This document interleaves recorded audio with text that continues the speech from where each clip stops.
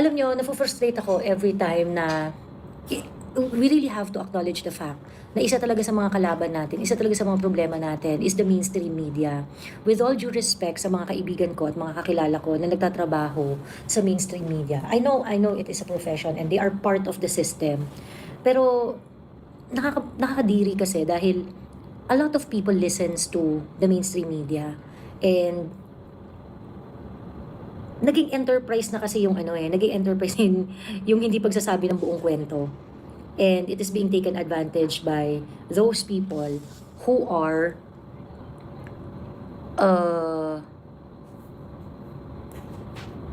in power, who wants to control power in our country. Very, very obvious naman yan. Kaya nalulungkot ako para sa mga mainstream media professionals. Kasi part kayo ng problem. Kagaya nito, a couple of days ago, may nag-comment, sabing ganun, Joey, kasi ang problema, yung mga Pilipino, masyadong short-term yung memory, and that is correct. Bakit problema yung short-term memory? Kasi ganito magkwento yung media natin eh. 'Di ba? Na saan ba galing ang palutang-lutang? And then, ito pa yung ito yung main question. Ito yung nakalagay dun sa info, parang poster nitong Reporter's Notebook feature na ito. Anyway, that's number 1. Number 2 problem with the mainstream media is the likes of Sandra Aguinaldo. Okay. Si Sandra Aguinaldo nag-post today. As a mainstream media practitioner, required siya na mag-research, 'di ba? Nag-post si Sandra Aguinaldo at ito yung sabi niya. Hindi na bago yung dalawa yung magkatabi sa podium during impeachment trial. Some screen grab from Estrada impeachment trial in 2000. Photos courtesy of Getty and AP. Okay. Gustong palabasin ni Sandra Aguinaldo. Gusto tayong papaniwalain ni Sandra Aguinaldo na nangyari na in the past na magkatabi ang Senate President at Presiding Officer. Okay.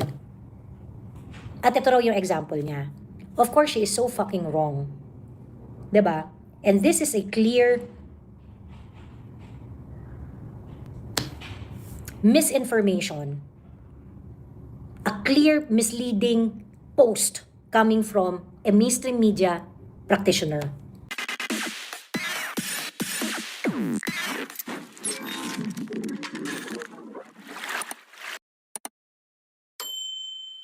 Alam nyo, nafo-frustrate ako every time na we really have to acknowledge the fact na isa talaga sa mga kalaban natin, isa talaga sa mga problema natin is the mainstream media. With all due respect sa mga kaibigan ko at mga kakilala ko na nagtatrabaho sa mainstream media. I know it is a profession and they are part of the system.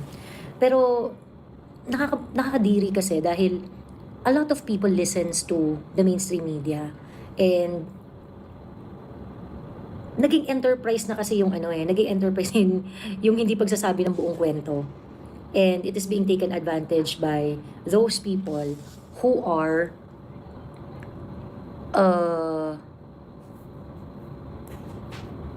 in power, who wants to control power in our country. Very, very obvious naman yan. Tingin ko naman yung nag-post yung GMA and it's not really meant to it's not really meant to do harm. I do not know kung pointed yun or hindi, ganyan. Pero feeling ko yung post nila as it is, yung post nila hindi naman siya pointed. Pero meron silang parang documentary na gustong gawin. Tapos yung documentary na gusto nilang gawin is about the floating illegal drugs na laging nakikita sa Bataan, Olongapo, Sambales, ganyan. So meron silang mga ganong eksena. I think nakita nyo na to, no? Pinost ko kanina. Pero papakita ko lang sa inyo ulit. Kasi gusto ko isa-isahin yung mga bullshit ng mainstream media today and why the people in the mainstream media is also becoming problematic. I'm so sorry. I know for you that is profession na part yan ng bread and butter ninyo and things like that. And hindi ako pwedeng mag-demand ng mga bagay na hindi nyo kayang gawin eh. Pero ang sa akin lang, bakit natin hindi kayang maging honest? Bakit hindi natin kayang magsabi ng totoo? Yun yung nakaka-frustrate. Here's the parang ano to, post to ng GMA Public Affairs. Meron silang, ayan, reporter's notebook, tama, documentary nga. So sabi dito sa documentary, saan ba galing ang mga palutang-lutang na droga sa dagat?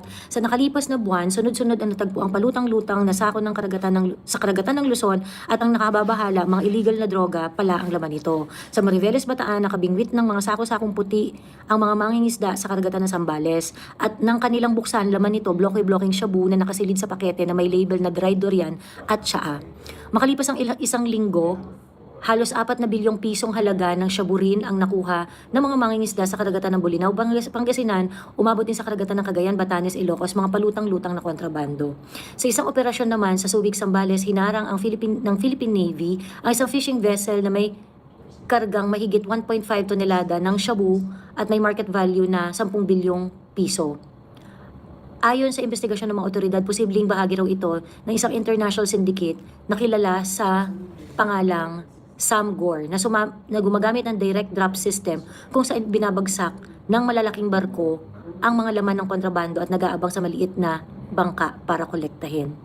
Okay, so nagtatanong yung GMA, bakit sunod-sunod ang Kineso, Emerald, ganyan. A couple of days ago, sabi ni Phoebe, controlling the narrative of this country has been their bread and butter sa true lang. Kaya nga eh. And kaya nalulungkot ako para sa mga mainstream media professionals. Kasi part kayo ng problem.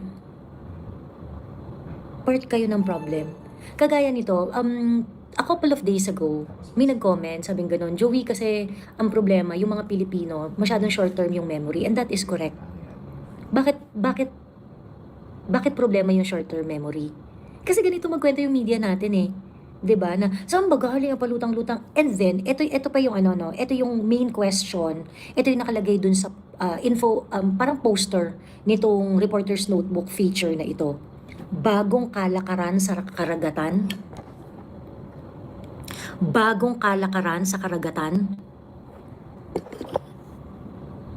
Nakita niyo yung problema diyan. They're making it appear as if this is something new. That this issue is something that new to Philippine law enforcement. Bakit hindi nila ma-report na dumadalas na naman ang ganitong klaseng operasyon sa mga karagatan ng Luzon? Bakit hindi nila masabi na gano'n? Hindi nila masabi na gano'n. Kasi kapag pumunta sila dun sa usapin ng floating shabu, floating laboratory or whatnot, enemerut, it cannot be helped but talk about one of the earliest anti-drug operations of PRRD. Noong 2016, si PRRD, na-identify niya na isa sa mga problema at isa sa mga malalaking sindikato ng droga dito sa Pilipinas, ganito ang operation nila. Okay? May mga malalaking bangka sa dagat at itong mga ito ay for one reason or another, dito nila na ma-market or na bababa yung mga shabs na ginagawa nila. In 2016, nagkaroon ng pag-aresto sa mga Chinese and Hong Kong national na nag-ooperate ng mga vessel na kung saan doon nakita yung mga sangkaterbang shabs, sangkaterbang illegal drugs. 2018, they were convicted. In the conviction of this this Hong Kong and Chinese nationals na involved dito sa floating laboratory. At that time kasi, they regarded it as floating laboratory. Yun yung sinasabi nila, floating laboratory. Kasi parang merong equipment, isa sa mga equipment na possible na ginagamit para sa pag-manufacture ng shabs. Okay? If you're going to read the articles that I posted, kasi sa dun sa post ko na yon, naglagay ako ng mga references tungkol doon sa mga pronouncement ng Pangulo at saka doon sa pronouncement ng ng PNP at ng ultimately yung desisyon ng korte.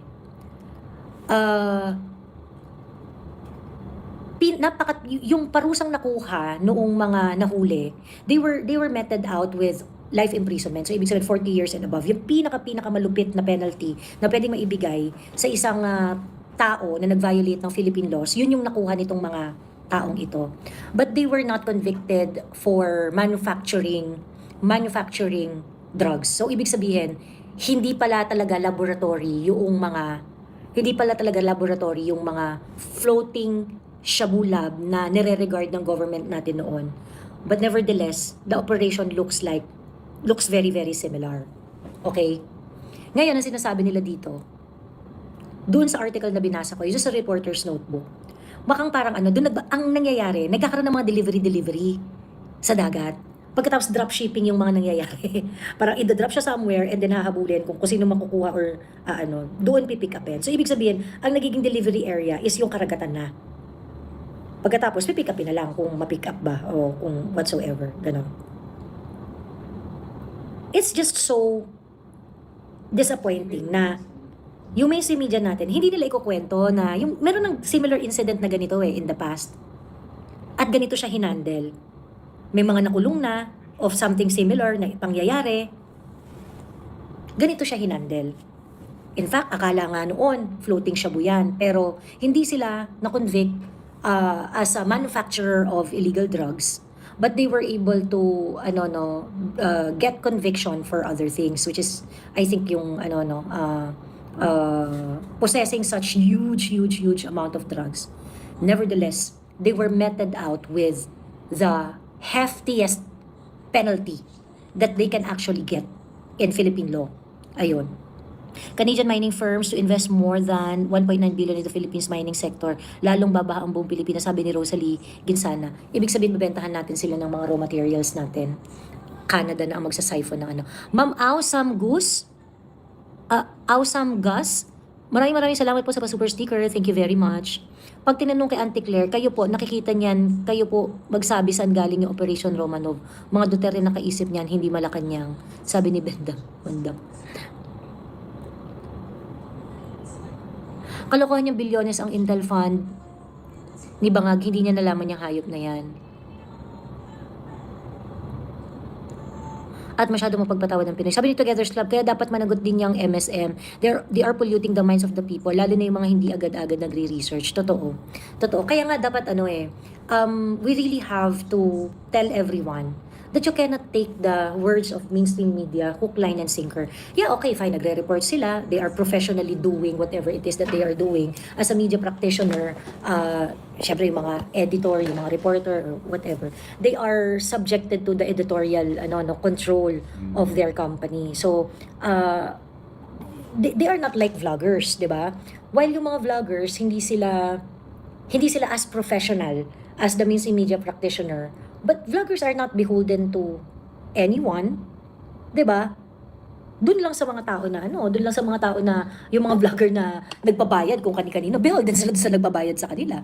Ganon. Pero generally, yung mga vloggers na running independently, they're not beholden to anyone. So what does that mean? Ibig sabihin, they can say whatever they want to say. They can discuss whatever that they want to discuss. And they're not beholden to the interest of anyone. Ganon. Except sa mga vloggers. Oo nga, except sa mga vloggers na beholden doon sa mga nagbayad sa kanila. Ganon. Ayun. So, ang tawag dito, ano yung problem ko dito? Kasi, 2016, na-identify na nga itong problema na ito. 2018, na-convict yung mga involved. 'Di ba? Pagkatapos, ang sabi na bagong kalakaran sa dagat. Girl, hindi to bagong kalakaran sa dagat. Nangyayari na to kahit dati pa. Maybe there's some variation, maybe there's some there's some variation or there are some but yung dagat natin has been utilized for illegal drugs activity. Anong kalakaran sa dagat? Anong bagong kalakaran sa dagat na pinagsasabi ninyo? 'Di ba? Hindi yan bago. Matagal na nangyayari yan. Ngayon, itong pinag-uusapan natin ngayon, yung mga sinasabi ninyo, yan, may nakita sa Bataan, sa Zambales, sa Ilocos Norte, sa Bulinaw, Pangasinan, Cagayan, etc. Hindi yan bagong kalakaran. Bumalik na lang yan. Diba? And this is what I wanted to point out noong may nag-mention na Joey, kasi ang tawag dito, talagang ang problema talaga short term yung memory ng Pilipino. Yeah, And isa sa mga reason kung bakit short term yung memory natin ay dahil sa mainstream media. Isa sila. So ngayon, kung i-consume nyo ang mainstream media, hindi talaga papaalala sa inyo ng mainstream media yung mga bagay-bagay na ginawa natin para mapaunlad ang bansa. If it is going to benefit the Dutertes, di ba? If it's going to benefit the Duterte. But having an institutional memory is our responsibility as citizen. Kaya nga dapat talaga alam natin yung nangyayari. We really have to make extra effort. Di ba? Sabi ni Butter Cheese Loaf, mas angkop yung nabuhay na kalakaran. True. Short-term memory, kaya from time to time, I make it to the point to watch PRRD's arrest as I don't want to allow myself to let go of my anger. Sabi nito, tama ka dyan. Tama ka dyan. Tama ka dyan. Hindi natin pwedeng i-let go yung galit natin. 'Di ba? Yung pabababain natin yung tama doon sa puso natin. Kasi, kapag nakalusot sila sa ganito, na wala silang accountability, they're going to do it to the next generation and to the generation after that. And the Philippines is just going to be a shithole. 'Di ba? Hindi kaya near sa Hulo or West Philippines nila ginagawa yung drugs para kumalat sa Pinas. In-headset ko pa, no? Tingin ko din nila kailangan lumayo ng ganong kalayo eh. Kasi na-identify na yan sa Subic Olongapo, Zambales. Na-identify na yan doon nun. Hindi naman siya ganon kalayo. 'Di ba? Ayun. So anyway, I would just like to show you, baka sinasabi kasi ng iba dyan, na na chene-chene lang yung, ayan, this is an article wherein the Hong Kong and Chinese nationals were convicted in the floating shabu lab case.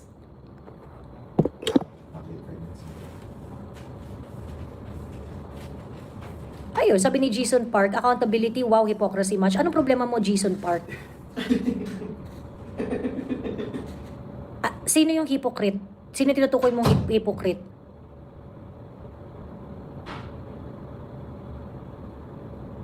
I-kumpletuhin mo yung thoughts mo, Jason Park. Hindi ka namin naiintindihan pagka para kang goldfish kung mag-explain ng opinion mo. Ayun. I remember yung mga kilala kong supporters ng ABS. Andun mga artista sinasamba nila tapos galit na galit kay Marcoleta. Pikit mata sa maling gawa ng ABS. Super bias magbalita. Sabi ni WGN, hello, disseminate true information among Gen Z. Feeling ko they were misled by the respective schools about Duterte achievement.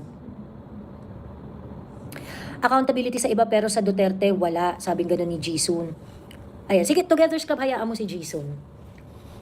Anong sinasabing, walang accountability sa Duterte? Eh si PRRD nga mismo ang nagsasabi, if you want to hold me accountable in front of Filipino court, prosecuted by a Filipino prosecutor, before a Filipino judge. Wala namang pumipigil sa inyo. Accountable sa mga Duterte. Putang ina ninyo, ilang beses nyo bang inimbestigahan si PRRD? Inimbestigahan nyo sa Quadcom? Inimbestigahan nyo sa Senate? Ilang beses nyo na inimbestigahan? Ano bang pag-iimbestigahan kailangan ninyo mga putang ina ninyo? Tapos sasabihin ninyo, ayaw namin ma-hold accountable si PRRD? Tarantado ba kayo? Ayun yung sinasabi ni PRRD sa inyo. If you want me to be accountable dito sa mga pinoproblema nyo sa buhay sa kanya, kasuhan nyo siya. Dito sa Pilipinas, sa Pilipinong korte, Correct. sa harap ng Pilipinong judge. Wala si hypocrisy kang putang ina mo. Diyos ko. Except what Duterte. Si PRRD mismo is inviting anyone na galit sa kanya, nakasuhan siya dito sa Pilipinas. O ba't hindi nyo makasuhan dito sa Pilipinas? Bakit gumamit pa kayo ng ICC para magkaso? Accountability kayo pag sa pangalan mo dyan sa Hindi mo nga magamit yung totoong identity mo sa pakikipagbardagulan sa amin eh. Tigil-tigilan mo kami. Ayun, Joey, anong chance ng kandidato yung hayop na Romualdez na yan at manalo bilang presidente? Manalo bilang presidente, malabo. Ayun. Pero kakandidato, very likely. Ako talaga susuportahan ko mga Duterte na kahit anong paninira nyo kay Inday, ang Duterte, may napatunayan na, tingnan nyo lang ang Davao. Ikumpara nyo, solid Duterte. Ganito, no? Okay. Ako, yung mga tao na very skeptical sa mga politicians, sasabihin nila, ay, wala namang malinis dyan, wala namang ano dyan, lahat yan, corrupt, lahat yan, merong tinatago, etc., etc. And I would say, it's a fair view. It's a fair view yan, na ganyan yung tingin nila. Lahat ng politician, meron yung tinatagong hindi maganda, lahat yan may baho, 'di ba? And I think it's a fair view. Hindi kasi talaga natin alam. Okay? Pupunta ako dun sa space na yon, okay? Lahat ng politician may tinatagong baho. I will not contest it. Okay. If that is the situation, kung lahat ng politician may tinatagong baho, including the Dutertes, okay? So, ibig sabihin, the baseline is, all politicians are corrupt. Diba? In one way or another. In one way or another. And I think it's a reasonable premise na lahat ng politician natin, in one way or another, ay corrupt. But with this kind of system that we have right now, na hindi naman natin mabago-bago at this point, dahil hindi naman natin alam ang gusto natin, the system requires us to choose among this politician na sinasabi ninyo na lahat ay corrupt. The system forces you to align yourselves with the politician, with the leader you most identify yourself na parehas ang politics. Okay? Saying that, kung lahat ng politician corrupt, anong magiging labanan? Anong magiging labanan dito? E di ang labanan dito, sa lahat ng politician na yan, sinasabi niyong corrupt. Okay? And like I said, that's a fair premise. Okay? At sasakyan ko yung premise na yan, I will not contest that premise. Anong magiging standard mo sa pagpili ng mga tao na susuportahan mo? Eh pag wala kang sinuportahan, mapupunta ka doon sa pinaka-corrupt. Ito ang mathematics niyan. Ito ang mathematics ng politics. Kung lahat ng mga politician corrupt, ang magiging measure ng sambayan ng Pilipino is, sa lahat ng mga politician na to, sino ang nagbigay ng aksyon sa ordinaryong Pilipino? Sino ang nakapagpabago at nakapagpabuti ng buhay ng mga ordinaryong Pilipino? Tingin ninyo, corrupt ang mga Duterte. Tingin ninyo, ba't hindi kayo corrupt?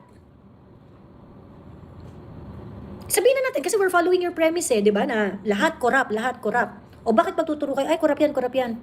Pagkatapos sa ibang side, hindi corrupt? May malinis dito? Yun yung problema ng maraming nung maraming nagmamalinis. Na, ay hindi, wag mga Duterte kasi corrupt yan, ganyan-ganyan. Eh kaso nga lang, ang mga Duterte, they have list of results. List of the things that they did for the country. List of the things and actions na napakinabangan ng mga kababayan nila sa Davao City at si PRRD na napakinabangan ng sambayan ng Pilipino. Even Inday Sara, kasi naging Vice President na si Inday Sara through the office of the Vice President. Ano siya? What we said. Diba? Ngayon, yung mga bullshit kasi, kapag kunwari, meron kayong nakakausap sa politics at sasabihin nila na ayaw namin sa mga Duterte kasi corrupt. So, sino ang sinasabi ninyo na hindi corrupt? Si Leni Robredo, hindi corrupt? Yung pagtanggap niya ng 500 million para sa Jesse Robredo Coliseum? You think that's not a bad decision? Talaga? Ang dami niyong problema sa Naga, ang priority niyo 500 million para sa Coliseum?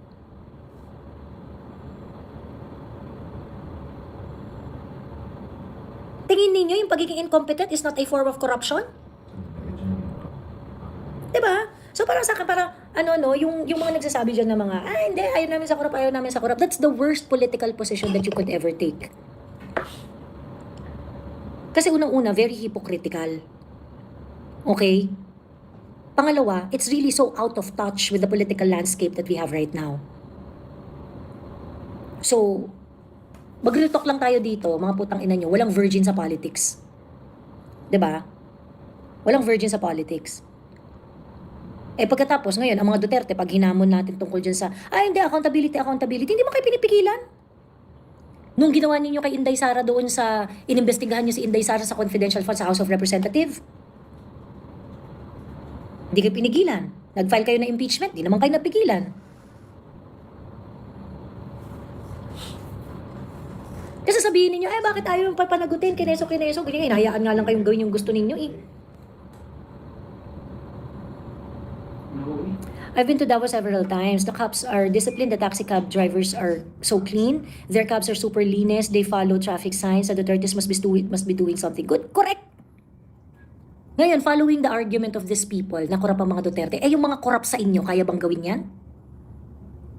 Yung mga korap dyan sa Bicol, kaya nyong mag-deliver ng ganyan? Sabi ni GMA GZ, for me, whoever the politician is, they're all corrupt. In my opinion lang, much better nang bumoto ng politician na mas magagamit ng Filipino. Correct! Unfortunately, with this system that we have right now, which forces us to choose, 'di ba?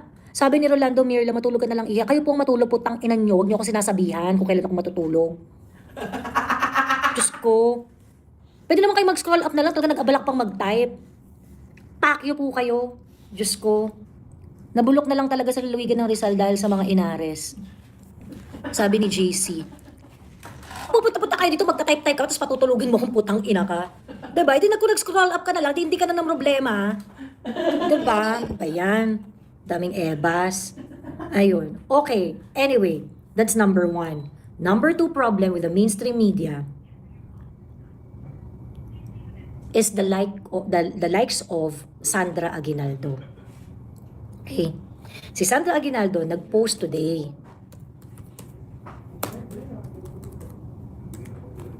So, supposedly as part of as a media practitioner,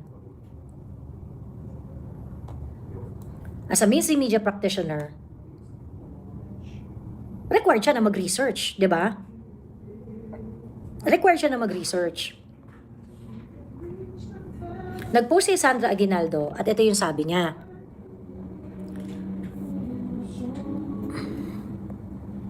Hindi na bago yung dalawa yung magkatabi sa podium during impeachment trial. Some screen grab from Estrada impeachment trial in 2000.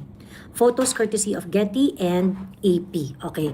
Okay, very very good mainstream media practice, no? You cite your source and things like that. Okay naman yan, walang problema. Oo naman. Ayan. So this is Pepe Pimentel. Sorry. Ano ba to? Si Pimentel. Yung tatay ni Coco Pimentel. Ano nga ba pangalan nito? Senator Pimentel.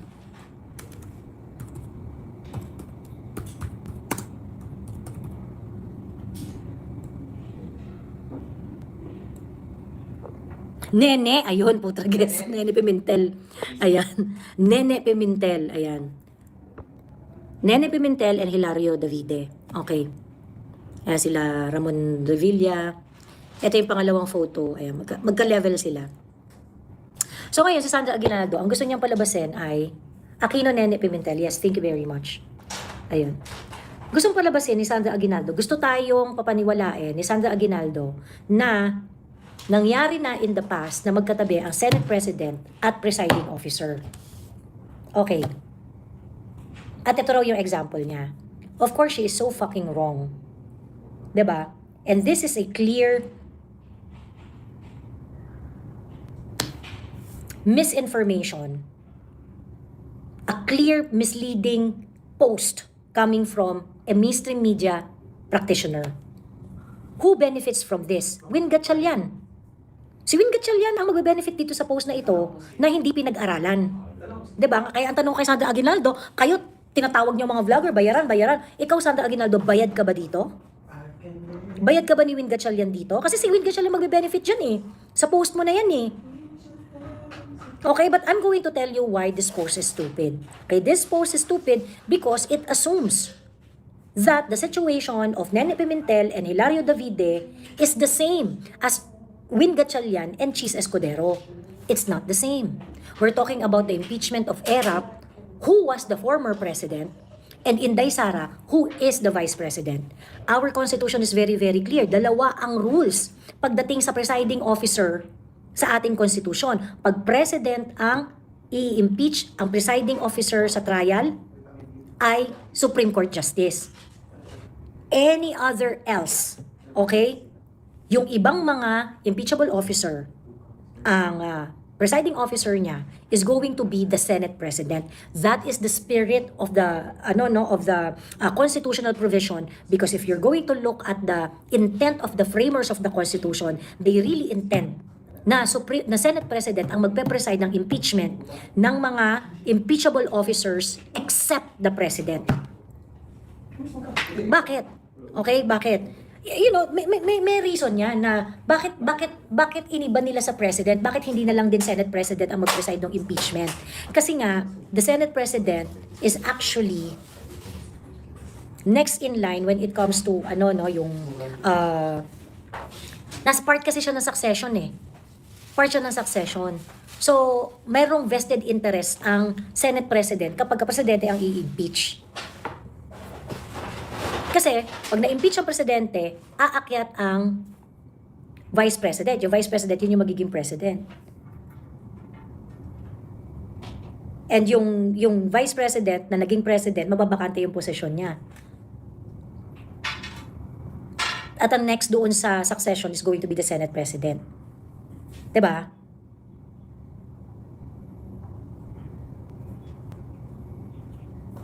Okay.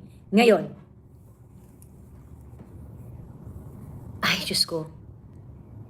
Yung ganitong klaseng blatant lie, klarong-klaro na sinisave niya yung ass ni Win Gatchalian eh.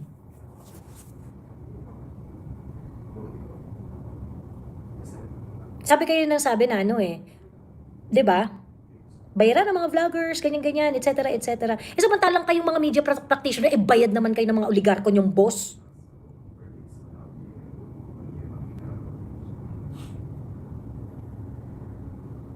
Diba? Kayo ang tunay na bayaran. Lalaki pa nga ng mga bonuses ninyo sa mga oligarko niyong boss eh. Pag ginagawa niyo gusto nila eh. Diba? So bakit? Miss Joy, paano ba naman sirang-sira na si Win Baby sa baboy niya na nababoy siya sa SOCMED? Correct. And ngayon, itong mga tao kasi nagalit dito sa kakupalan nito ni Win Gatchalian. Ang arte-arte mo, ayaw mo kilalanin yung Senate presidency ni Alan Peter Cayetano, madaling-madali ka mag-Senate President, pagkatapos di ka pala marunong mag-preside ng impeachment trial. Diba? So ngayon, yung mga tao na nagsasabi dito kay Win Gatchalian, presiding officer, sinasabi nila yun because they know the rules. Sinasabi namin yun, dinadaot-daot namin si Win Gatchalian because we know the constitutional rules. Sandra Aguinaldo,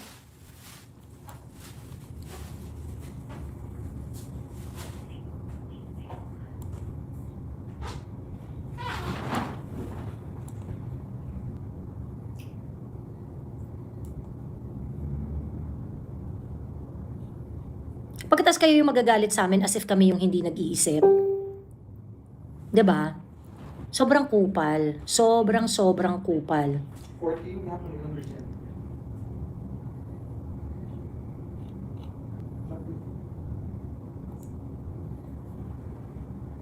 Grabe talaga, lalo na yung ginawang estatwa ni Win, ginawa talaga siyang laughing stock. Feeling nyo mas alam nyo pa ang rules, mas incompetent ang Cayetano nyo, sabi ni Kelsey Ildefonso. Okay, Kelsey Ildefonso, bibigyan kita. Bakit naging incompetent si Cayetano pagdating sa rules? Can you please pinpoint exactly when Alan Peter Cayetano is wrong? Kelsey. Pag hindi mo na-explain na sarili mong putang ina mo paglalagyan ka dito sa live na to. Makikinig kami, Kelsey. Sure kami mas alam namin yung rules kesa sa'yo. Pwede ka mag-explain, Kelsey.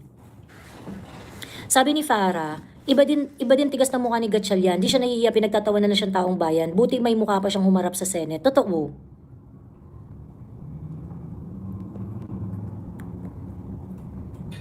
Totoo. Ayun.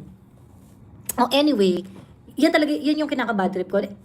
May kagabi nag-discuss tayo tungkol doon sa pambababoy ng mainstream media, doon sa kwento tungkol sa China claiming Batanes.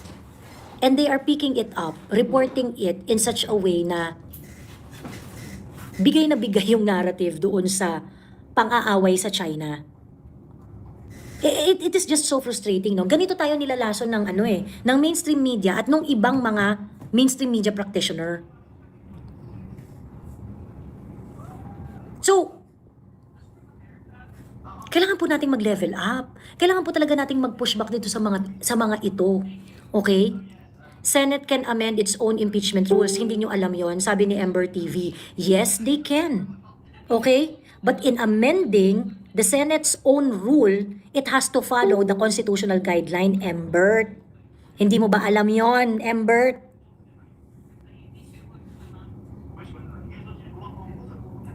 Alam mo ba yung limitation ng Constitution? Hindi sila pwedeng mag-amend ng kahit ano sa rules nila kapag yung amendment nila is not in accordance with the Constitution. Bakit? All rules, all laws, all contracts deemed written ang ating Philippine Constitution dyan. Alam mo ba yun, Embert?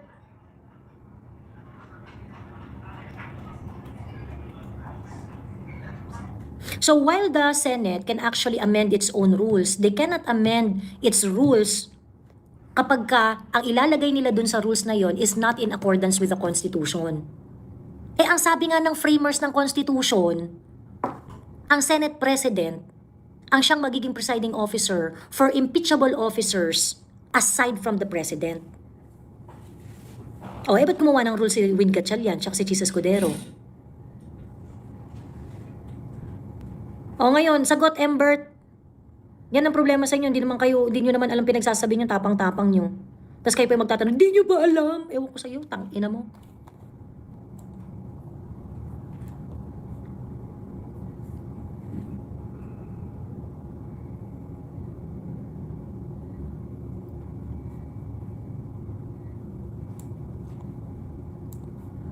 Boss Joey, sabi ng friend ko, totoo yung big one, magsasagawa ang INC sa buong mundo ng rally. Tatapusin lang daw itong July kasi Thanksgiving nila. Ipapaalam nila sa buong mundo ang katarantaduhan ni BBM. Sabi ni Fernando Lachica, wala pong ganun sa Constitution, di ba? Sige nga, anong article?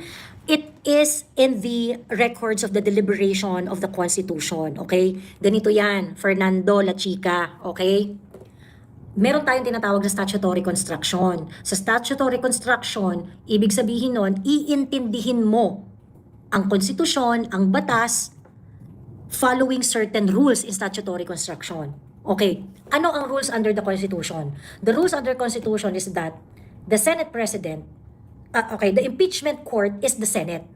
Okay, if you are going to impeach the impeachable officers, okay, Senate ang magiging impeachment court. Okay? Ngayon, since impeachment court ang Senate, sino ang magiging presiding officer?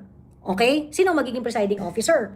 Ngayon, ang presiding officer kapag ka-presidente, pinangalanan, it's going to be the Chief Justice of the Supreme Court. Pag presidente ang i-impeach, pinangalanan ng konstitusyon na it's going to be the Chief Justice. Okay? Since Senate ang impeachment presiding officer, impeachment trial presiding officer. Pag sinabi mong Senate ang impeachment court, who is going to be the leader of that? Sino ba leader ng Senate? The Senate President. Okay. Hindi nakasulat ng direkta iyon. But if you're going to think about it in a commonsensical way, yun yung magiging implication yan. But okay, it is not clearly stated in the Constitution kung sino yung presiding officer for other impeachable officers aside from the President. Ano ang sabi sa statutory construction? Kung walang nakasulat doon sa batas, malinaw nakasulat doon sa batas, you have to check the intention of the framers of the law. The framers of the Constitution. Merong record, nung dinideliberate nila yung specific provision na yan sa Constitution, tinanong, kailangan i-amend natin to kasi kailangan lagyan natin ng presiding officer para doon sa ibang impeachable officers. Ay hindi, understood na yan na Senate President yan. Yun yung nakalagay doon. So ibig sabihin, hindi nila sinulat doon sa Constitution kung sino yung magiging presiding officer. Kasi ang sabi ng framers of the Constitution, hindi, understood na yan that it is going to be the Senate President.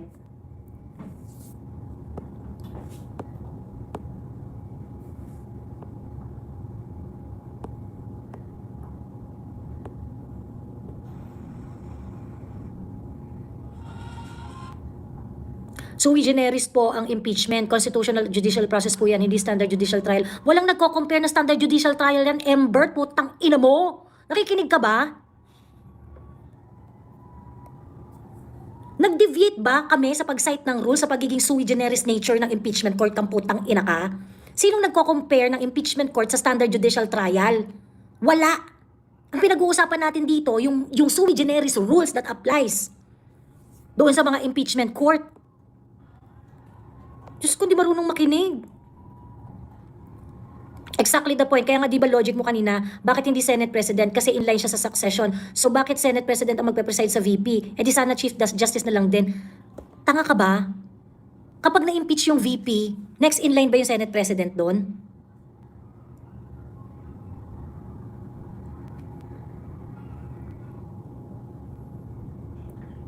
Next in line, pagka nawala yung VP, how is the Vice President going to be selected? Embert. How is the Senate President going to be selected?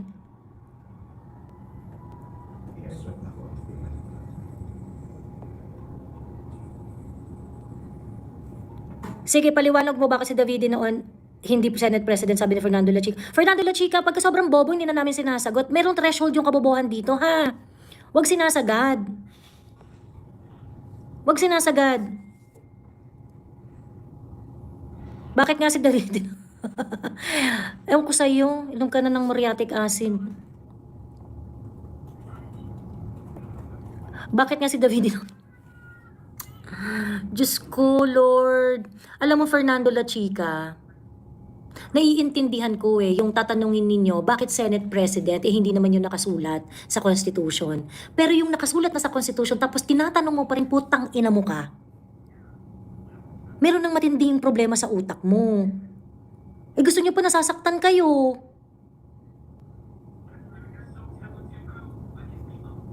Gusto nyo pa nasasaktan kayo.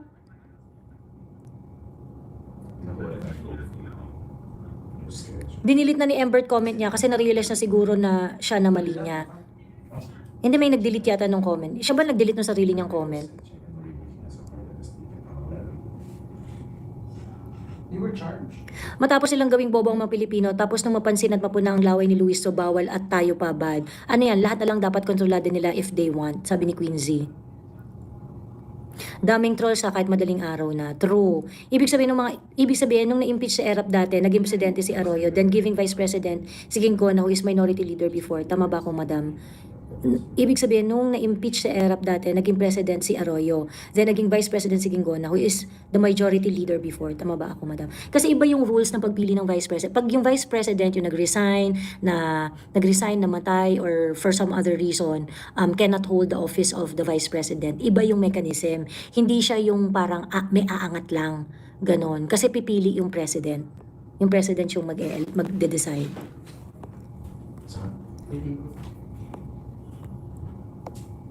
Mega face palm naman sa kabubuhan. Totoo, yung kay La Chica, yung parang hindi nyo nare-realize.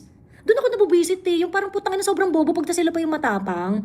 Okay sana yung kay Embert, kasi okay yung tanong na, asan sa Constitution, hindi naman yan nakasulat, which is tama naman. Hindi naman talaga clearly nakasulat sa Constitution na sinasabi doon na Senate President ang magiging presiding officer for any other impeachable officers aside from the President. Hindi yun nakasulat, okay? Kaya nga, you follow the statutory construction rule. Yung statutory construction rule, sinasabi doon na pag magbibigay ka ng effect or ng interpretation sa batas, ang number one rule dyan is ano ba yung intention ng batas? Okay? Ang intention po ng batas ay nakikita sa deliberation ng pagbalangkas ng batas. Ang nakalagay na nga doon sa record, klarong-klaro. Ay hindi, understood na yan. Kapag pag vice president or other impeachable officers ang i-impeach ang itatrial sa impeachment court, Senate president na yan. Hindi mo na kailangang isulat yan kasi understood na Senate president yan. Looking forward sa bigo ng Italy and let's keep it secret para magulantang na lang sila. Oo. Hayaan na lang natin yun. Kaya nga sabi ko, basta merong pasta party, magdala na lang tayo ng sariling ulam natin. Ma'am Joey, may nakuha kong chika, hindi raw Pinoy si Win dahil sa Hong Kong daw ito pinanganak. Dahil sa pera kaya nabendalo. Hindi, Chinks. Ito yung storya niyan, okay? Yung tatay ni Win Gatchalian, na-deport na yan noong 1960s, okay? Kasi nga, hindi Pilipino yung tatay niya, okay? Ngayon, yung deportation case na yan, na-dismiss yan noong 1990s. So parang sabi doon, hindi, na-naturalize naman na kasi siya, etc., ganyan-ganyan, okay? So ngayon, if you're going to check the lineage of Win Gatchalian, questionable talaga. Kasi ang magulang ni Win Gatchalian ay hindi naman natural born Filipino. Okay? At the time na na-naturalize, yung tatay ni Win Gatchalian, at hindi na-revoke na yung deportation ng tatay ni Win Gatchalian, si Win Gatchalian, more than 18 years old na. So ibig sabihin, ang na-acquire ni Win Gatchalian is yung citizenship ng parents niya nung hindi pa siya naturalized Filipino. Yun yung question, yun yung dapat tinitingnan. Maraming salamat sa Ma'am Awesome Gos. Maraming salamat po sa pa-super sticker. Te Joey, bakit yung kay Marcos Sr. at nung bumaba siya si Cory Aquino ang naging presidente, di ba dapat yung VP ni Marcos yung pumalit sa kanya? Kasi po, yung pagkaka-presidente ni Tita Cory is extra-constitutional. So, ibig sabihin, hindi pa gumagana yung Philippine Constitution at that time. So, nung nanalo siyang presidente, nung nawala na si Marcos as president, si Tita Cory is a revolutionary president. Ganun. So, walang gumaganang konstitusyon nung time na si Tita Cory ang naging presidente. Maalala nyo, 1986 yung revolution, di ba? 1986 yung EDSA. Okay? 1986 yung EDSA. Yung constitution natin was framed immediately after that. Kaya nga po yung title ng constitution natin is 1987 Constitution. So, hindi po gumagana yung succession at that time kasi wala pa tayong constitution noon. Pwede si Gatchalian ay i-disqualify for elections kasi sa election rules dapat yung Canadian is 100 born Filipino. Well, I think dapat yung talagang tinitingnan. Yun nga dapat gawin ni Risa Ontiveros eh. Kasi si Risa Ontiveros, chinek niya ng bonggang-bongga yung citizenship ni Alice Guo. 'Di ba? Chinek niya ng bonggang-bongga yung citizenship ni Alice Guo. Nahanap pa ni Risa Ontiveros yung nawawalang nanay ni Alice Guo. 'Di ba? Si Alice Guo nga hindi niya makita-kita yung biological mother niya. Si Risa Ontiveros nakita niya. 'Di ba? Saan ka pa? O pagkatapos ngayon, since diyan ka magaling, Risa Ontiveros, bakit hindi mo i-check at i-verify yung ganyang sitwasyon kay Win Gatchalian? Tingnan natin, i-check natin. Pilipino ba talaga si Win Gatchalian o hindi? Di ba nangyari na po yan kay Po? Sinong Po? Grace Po? Hindi, si Grace Po was ruled to be a Filipino. Kasi si Grace Po ay isang foundling. So ang ruling is that kapag ang isang bata sa Pilipinas ay isang foundling, so, ibig sabihin, sanggol yan, nakita na lang siya sa labas ng simbahan o sa ibabaw ng tae ng kalabaw, yung mga ganyan, i-assume na ng Estado na siya ay Pilipino. Ganon. Grabe, Miss Joey, ang dami pong alam kahit matagal na. Favorite mo po ba dating subject ay history? Sabi ni Yada Kun. Ayun. Hindi naman po. Kasi naman, kahit pa paano may alam naman po kasi tayo talaga. Well, mahilig kasi talaga tayo sa current events. 7 years old pa lang ako, mahilig na ako sa current events. Nagbabasa talaga ako ng dyaryo noon. Ayun. So, kaya nga po, very, very important yung institutional history, yung institutional knowledge. Kaya nga po tayo magpapakain sa mainstream media kasi niloloko nga nila tayo. Kaya nga I really wanted to do a very, very quick live today. Kasi gusto kong makita ninyo kung bakit hindi nakakatulong ang mainstream media sa pagpapalawak ng isip ng mga Pilipino. Yawa, tae ng kalabaw talaga, ma'am. Hindi kasi di ba pag sinasabi nila na ay nakita ka lang sa ibabaw ng tae ng kalabaw, di ba ganun yung pang-aasar ng mga ate kuya natin? Ganon. Dapat ang sagot ba, kahit na ako ay nakita sa ibabaw ng tae ng kalabaw, ako ay Pilipino. Ayan, di ba? Kahit hindi ko alam ang magulang ko, alam ko ay ako ay Pilipino. Ayun.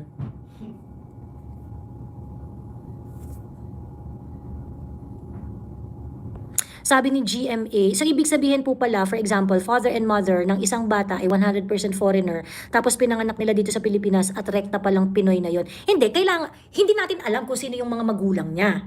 Okay? Kunwari, merong bata, tapos yung bata na yan, lumaki, Caucasian.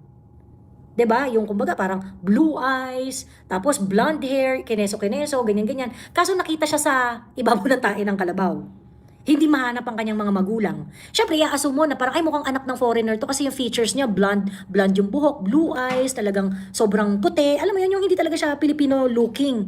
Pero, because of the ruling dun sa case ni Grace Po, bibigyan siya ng citizenship ng Philippines. Kasi, lalong-lalot na hindi makita kung sino yung kanyang magulang. Ganon.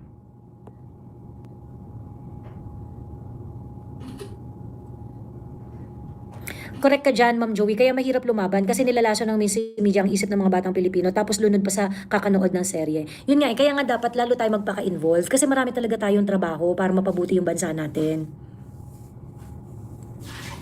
So, ampon pala. Hala, si RRJ, hindi mo alam? Hindi niya alam na ampon si Grace po. Oo. Ampon siya. Ampon siya. Questionable nga naman si Win kasi pinanganak siya na di pa naturalize ang parents niya.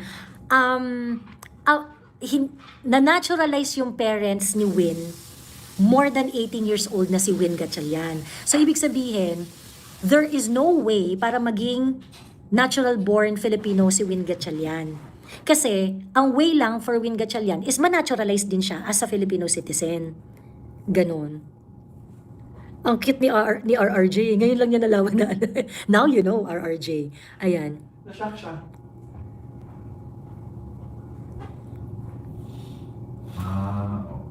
Wala niya siguro. Ayun. Diyos ang Winnie po tayo. Kaya kung alam nating foreigner ang parents, hindi talaga Filipino ang bata. Correct. Kaya dapat hindi natin alam kung sino yung parents ng bata na yun. Ganun. Para maging foundling siya. Kasi ang foundling nga, ito yung mga bata na iniwan sa tapat ng tindahan nyo, iniwan sa pinto ng simbahan, iniwan sa ampunan, alam mo yun? Yung hindi talaga alam kung kaninong anak yung bata na yan. Ayun.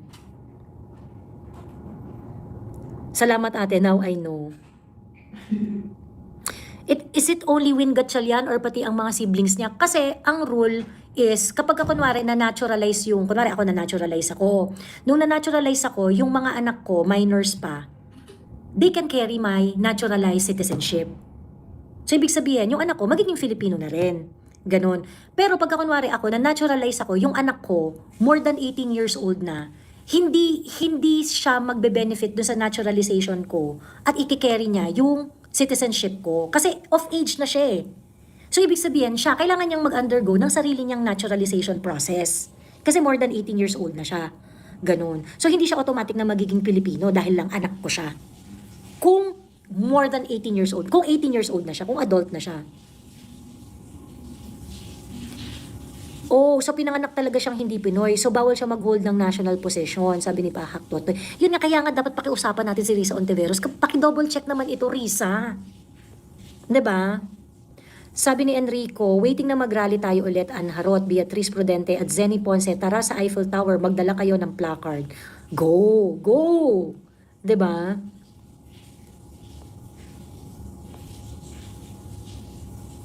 May mga chika-chika doon sa ano, may mga chika-chika doon sa whereabouts ng pagiging, doon sa parentage ni Grace po. Kasi may mga chismis na anak naman daw talaga siya ni Fernando po, pero sa ibang babae, yung mga ganon. May mga ganon-ganong chismis. But Grace po is ultimately declared as a foundling.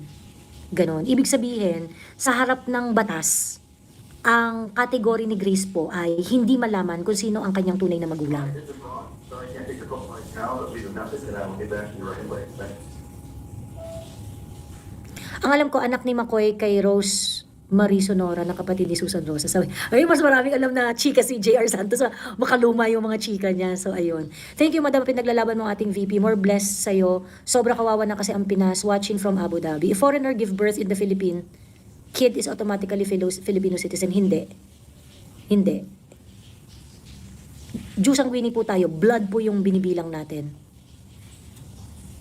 Sana lang talaga kumilos na SC at ma-void na to. Grabe 200M na nasasayang na pera ng taong bayan.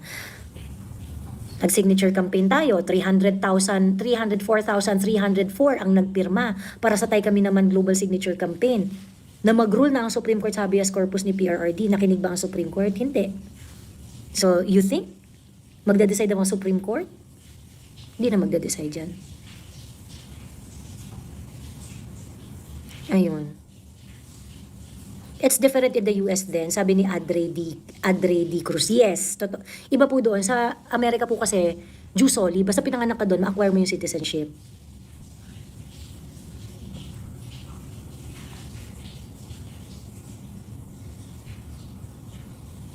Back in the 80s, yan ang news sa anak ni McCoy, kay Rosemary, si Grace. Ever wonder why inampon ni Susan Roses dugo na itatapon niya? Ganon? So Miss Joey, Win didn't go through the separate process of acquiring Philippine citizenship when he turned 18. That I do not know. Kaya nga yun yung mga dapat malaman. Kasi nga, si William Gatchalian, dineport siya noong 1960s. Noong 1960s, nung dinedeport siya, inappeal niya yun. Pagkatapos, nag-process siya ng kanyang naturalization, ng naturalization ng kanyang citizenship. Okay? Noong 1990s, for some reason, na-dismiss yung deportation case ni William Gatchalian. At that time, isa sa mga reason is because technically daw, parang merong problema dun sa deportation case, etc., etc., and naging naturalized Filipino na si William Gatchalian, yung tatay ni Win Gatchalian. Ang tricky dito is that according to publicly available news, okay, at the time that William Gatchalian was naturalized, Win Gatchalian is more than 18 years old. So if that is the case, he cannot be a natural-born citizen.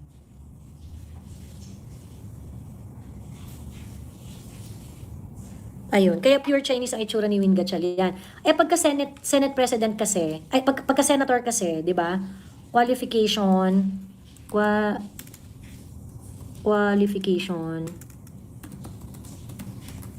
of a senator. Must be a natural-born citizen, must be at least 35 years old, must be able to read and write, and must be a registered voter.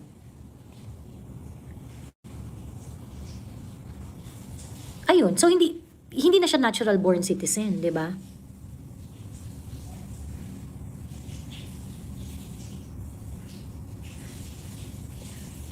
Ayun. So, bakit hindi ma-question ni Risa Ontiveros? Risa Ontiveros, di ba yun ang advocacy mo? Magtuntun ng totoong citizenship ng mga tao? Diba? To be Vice President ba, Miss Joey, do you need to be natural-born citizen or okay lang naturalized? Natural-born din. President natural-born din. Ayun. Tapos tatanong si Jessica Soho kung may pag-asa pa ba ang Pilipinas. Isa sila sa problema ng Pilipinas. Big contributor sila kung bakit ganito estado ng Pilipinas.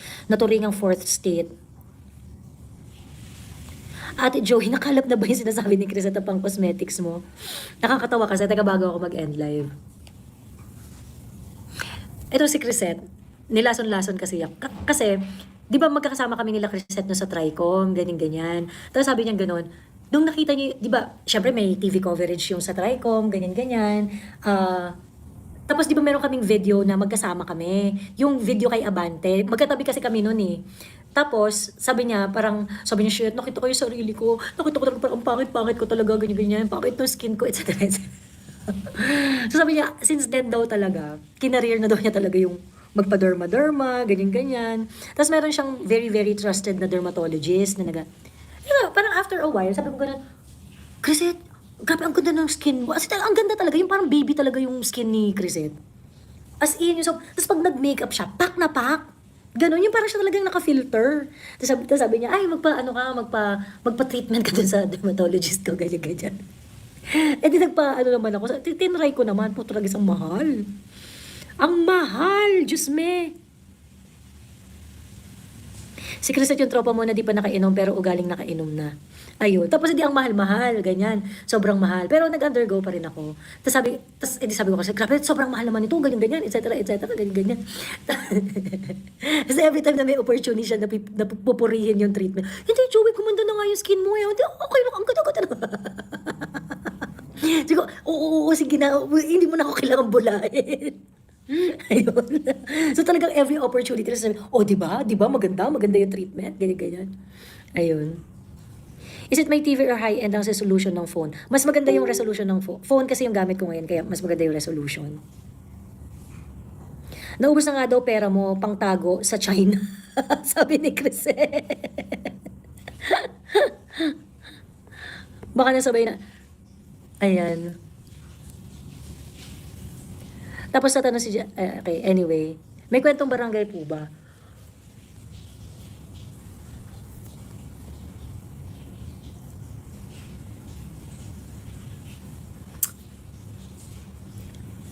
Mm, merong isang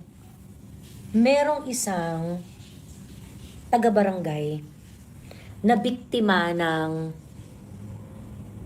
ni Hello Kitty.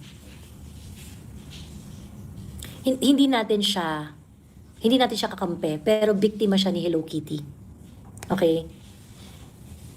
Yung kabarangay natin na yon, hindi natin siya kakampi. Hindi talaga natin siya hindi siya part ng group na ni Dirty Harry, ganyan. Pero naging biktima siya ni Hello Kitty. Tapos parang in contact siya with Hello Kitty hanggang ngayon. Tapos ang sabi niya, isa daw sa mga gagawin ni Hello Kitty na pang-justify para magkaroon ng CONAS, para mabago ang konstitusyon. Pag-aaway-awayin daw ni Hello Kitty ang White Castle, ang Red Castle, at yung mga ermitanyo sa tuktok ng burol.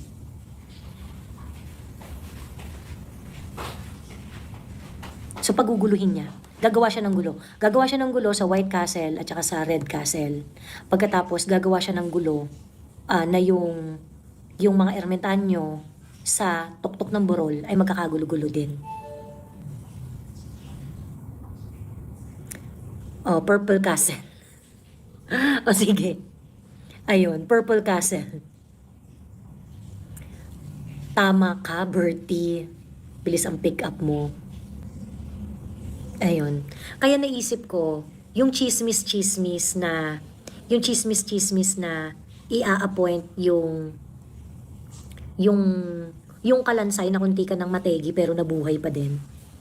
Baka isa yun sa mga way na mag-create ba siya ng constitutional crisis. Ayun, so hindi natin yung nagsabi nito, hindi natin kakampi. Biktima rin siya ni Hello Kitty. Pero kumbaga nine-negotiate pa niya yung buhay niya with Hello Kitty. Ganon. Parang maging ganap ang eksena, dapat may gulo. Sabi ni Marlo Coilan, oo. Ayun. So, ganun. Kauna-una ang bangkay na leader ng Purple Castle, if ever. True. Kailan ang appearance si Atty. Zalica sa impeachment hearing next week? Parang Wednesday. Si Lotok ng Lunes, tapos meron pang isa ng Tuesday, and then Wednesday, si Atty. Zalica. Hello, say Michael Motor Car Tips from Norsagaray, Santa Maria. Hello. Parang naging tabloid na ang balita ng MSM. Kanina nakita ko balita sa GMA, yung bago ng teknolohiya daw ng MMDA sa flood control. Temu version pala ng flood control. Diyos ko po, grabe, sobrang kadiri yan. As in, parang unang-una, naglilinis kayo ng mga kanal, ngayon na binabaha. 'Di ba? Isinubject niya na yung mga tao na yan sa tetano, sa leptospirosis at sa dami pang nakamamatay na sakit. Na pwede nyo naman na sanang gawin nung hindi pa tag-ulan. 'Di ba? Grabe talaga.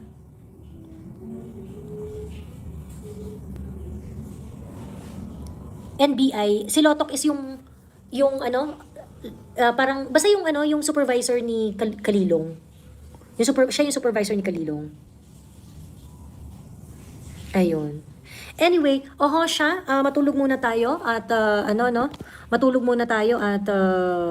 magkita-kita. Hi Joey, nakikichismis habang lunch break. Sabi ni Expat Pinoy TV. Hindi nababantayan karagatan natin kasi nasa Malacanang, Liwasan, Boni at Senado sila nakabantay.